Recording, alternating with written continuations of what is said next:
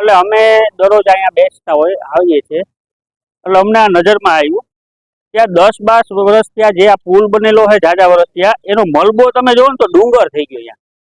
એમના હિસાબે ઉપરથી જે ચોમાસા દરમિયાન પાણી આવે છે ને, એ પાણીની જાવક થતી નથી.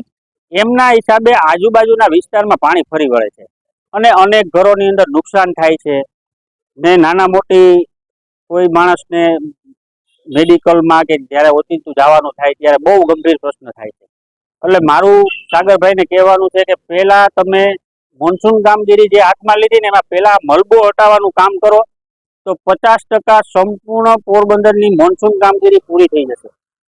આના હિસાબે દરિયામાં પાણી જતું નથી ને આ બાજુના વિસ્તારથી પાણી ભરાય એટલે છેલ્લે આમ તમે જો તો ફાયર બ્રિગેડ સુધી પાણી ભરાઈ જાય, કુંભારવાડામાં પાણી ભરાઈ જાય, મિલપરા વિસ્તારમાં પાણી ભરાઈ જાય. તમામ જગ્યાએ આ પાણીની જાવક બંધના હિસાબે પાણી ભરાઈ જાય છે. ને એમાં ગયા વખતે તમે જોયું હતું રાજીવનગરની અંદર એટલો પ્રશ્ન હતો કે ઈ પાણી માટે થઈને મેન રોડ તોડવો પડ્યો હતો ઝાડવા માટે, જાવક પાણીની કરવા માટે. અમુક બિલ્ડિંગો તોડવી પડી, અમુક સંસ્થાઓની અંદર નુકસાન કરવામાં આવેલું હતું કે પાણીનો પ્રશ્ન જાવક માટે કરવામાં આવેલો હતો.